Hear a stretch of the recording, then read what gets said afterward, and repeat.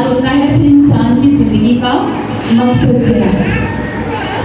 हम अपनी जिंदगी के मकसद ढूंढते हैं, अच्छा पढ़ लेना, अच्छा बैंक बैलेंस बना लेना।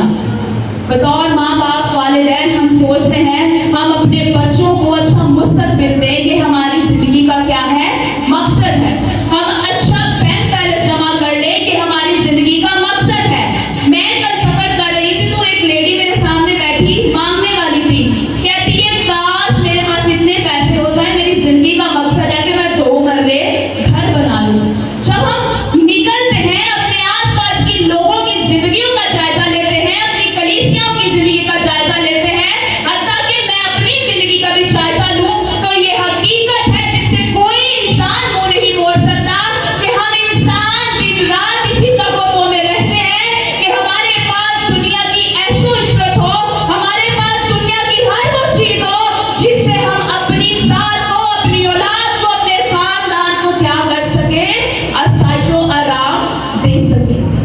मगर मेरे साथ जरा देखिए वाइस दूसरा बात, इसमें सुलेमान बादशाह क्या कहता है, अगर हम दूसरी बात की 4थी आयत को पढ़ना शुरू करें तो जरा गौर से सुनिएगा।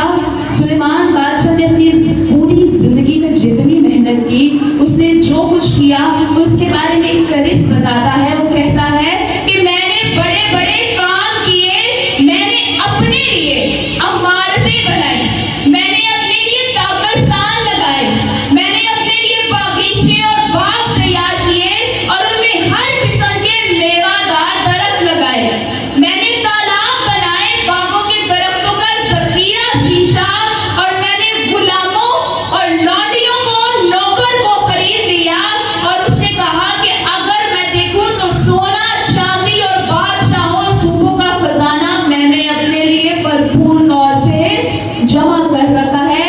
मैंने गाने वालों और गाने वालियों को, यहाँ तक के जिसे हम कहते हैं बादशाह की हुजूर नाचने वालियों को, गाने वालियों को, जो उनके महफिलों में रंग जमा सके, उसने कहा हर ऐशो-इशरत की चीज को अपने लिए बनाया और वो बड़ी ही खूबसूरती के साथ 11वीं आयत में कहता है, गौर कीजिएगा, इतना कुछ दुनिया का हासिल करने के बाद वो दुनिया का उस वक्त का अमीर तरीन शख्स था। हमारे साथ क्या लिखा है कि सबा की मलका उसकी शोहरत सुन के उसे देखने आई कि क्या ये वाकई ही सच है या नहीं। यकीनन ये सच था और वो खुद ही इन सबको बनाने के बाद कहता है फिर मैंने इन सब कामों पर जो मेरे हाथों ने किए थे और उस मुशक्किल पर जो मैंने किए थे, अगर मैंने उन पर नजर की और मैं क्या देखता हूँ कि ये सब कुछ बुदलान और सब कुछ हवा की चरान है, दुनिया में कुछ फायदा नहीं। कितनी अजीब बात है कि खुदा का इतना बड़ा मंसूब, खुदा का नबी जिसे खुदा ने दुनिया में रहते हुए दौलत और शोहरत दोनों अरूज पर जाकर दिए थे, मगर वो कहता है ये सब कुछ क्या है, बेफायदा है।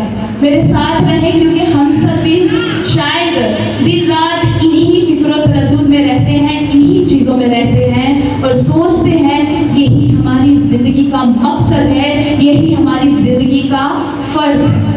मगर सुलेमान बादशाह आज की तिलावत करता आयत में कहता है, क्या कहता है भाई साहब जरा बोलिएगा, अब सब कुछ सुनाया गया। क्या किया गया? अब सब कुछ सुनाया गया। उसने पिछले 12 अबवाब में तफसील के साथ इंसान की जिंदगी